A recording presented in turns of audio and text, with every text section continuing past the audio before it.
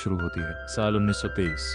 Tennessee की उन धूल भरी सड़कों पर जहां हवा में ताज़ी घास और मिट्टी की खुशबू घुली रहती थी, दो छोटे लड़के एक पुराने बायोप्लेन के पीछे छुपे बैठे थे। एक था रेफ मैककॉली, सुनहरे बाल, आंखों में जिद की चमक और सीने में वो आग जो कहती थी मैं दुनिया जीत लूंगा। दूसरा था उसका सबसे अच्छा दोस्त डैनी वॉकर, थोड़ा शांत, थोड़ा डरपोक, लेकिन दिल का सच्चा। दोनों कल्पना कर रहे थे कि वो पहले जन्म में जर्मन से लड़ रहे हैं, टाटा की आवाजें निकालते हुए हवा में उड़ रहे थे।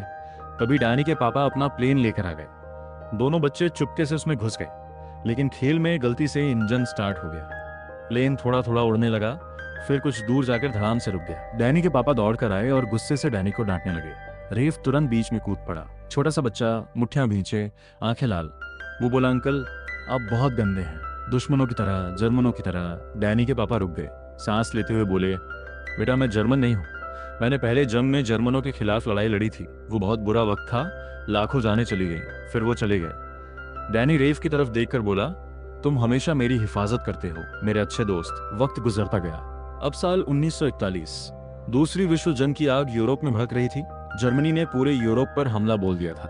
अमेरिका अभी बाहर था। रेफ और डैनी अब जवान हो चुके थे और अमेरिकन एयरफोर्स के पायलट बन गए थे। उनका मेजर उन्हें बुलाता है और कहता है, डैनी ब्रिटिश ने तुम्हें ईगल स्क्वाड्रन में शामिल होने के लिए चुना है, तुम्हारी मर्जी है, जा सकते हो, लेकिन मुझे पता है कि जल्दी या देर से हमें भी इस जंग में कूदना पड़ेगा। रेफ आगे बढ़ा और सीधे पूछा, सर अगर आप मेरी जगह होते तो क्या करते? मेजर मुस्कुराया और बोले, मैं जाता ब्रिटेन के लिए। रेफ तुरंत जाने की तैयारी करने लगा। डैनी का चेहरा उतर गया। रेफ ने उसे समझाया, मैं 25 का हो जाऊंगा तो क्या, मैं फौजी बनना चाहता हूँ, एयरफोर्स के लिए लड़ना चाहता हूँ, मुझे जाना ही होगा दोस्त, समझना। फिर मेडिकल टेस्ट की बारी आई।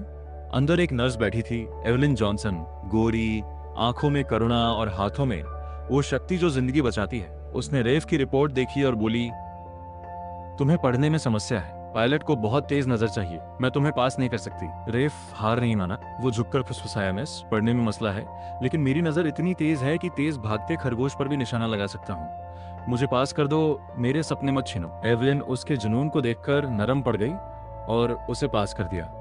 उसी रात दोनों की नजरें मिली। रेफ मुस्कुराया, तुमने मेरी जिंदगी बचा ली। एवलिन शर्माई, शायद मैंने अपना दिल भी खो दिया। प्यार हो गया, गहरा, तेज जैसे हवा में उड़ान। वो न्यूयॉर्क की नदी में पुलिस बोट चुराकर घूमते, हंसते, किस करते। लेकिन रेफ ने एक दिन कहा, कल मैं जा रहा हूं अपनी मर्जी से। मैं रुक सकता था पर नहीं रुकूंगा, मैं पूरी जिंदगी इस जंग का इंतजार कर रहा था। एवलिन रोई लेकिन समझ गई। रेफ ब्रिटेन चला गया, वहां प्लेन उड़ाता, दुश्मनों को गिराता और एवलिन को खत लिखता रहता, यहाँ हर पल मौत नाच रही है। परसों जिन दो साथियों के साथ खाना खाया था, आज वो नहीं रहे। फिर एक दिन उसका प्लेन समंदर में गिर गया। खबर आई, रेफ मारा गया। एवलिन टूट गई, वो रोने लगी। उसके दोस्तों ने कहा, भूल जाओ और आगे बढ़ो। डैनी भी उसके करीब आया। दुख में दोनों एक दूसरे के और पास आए, दोस्ती प्यार बन गई। लेकिन दोस्तों, कहानी यही खत्म नहीं होती। इधर जापान को अमेरिका ने तेल देना बंद कर दिया था। जापान के पास सिर्फ 18 महीने का तेल बचा था। जापान का लीडर बोला, अब वक्त आ गया, हम पर्ल हार्बर पर अचानक हमला करेंगे। उन्होंने तस्वीरें इकट्ठी की, गुमराह करने के लिए उल्टे मैसेज भेजे। अमेरिका को अंदाजा था कि कुछ होने वाला है, लेकिन पर्ल हार्बर का नहीं। एक रात एवलिन के सामने रेफ खड़ा था जिंदा।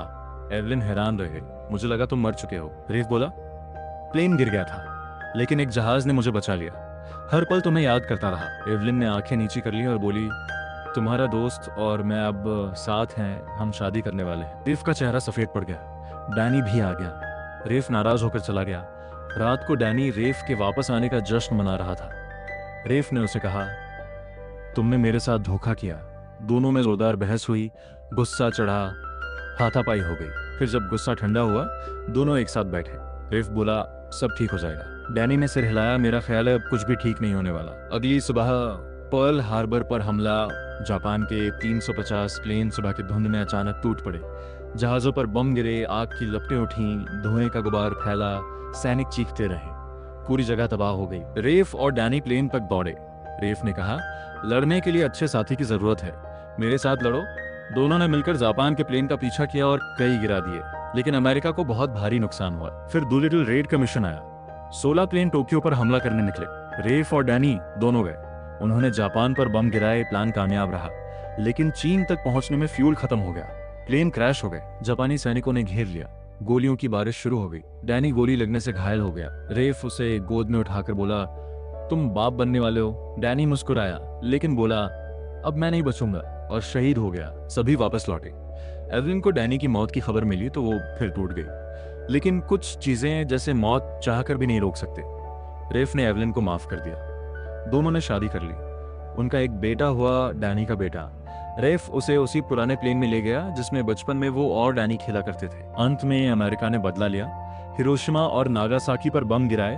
करीब 3 लाख लोग मारे गए। जापान ने हार मानी और सुलह कर ली। दोस्तों, ये थी पर्ल हार्बर की पूरी कहानी। बचपन की दोस्ती, प्यार का धोखा, जंग का दर्द और आखिर में जीत का जज्बा।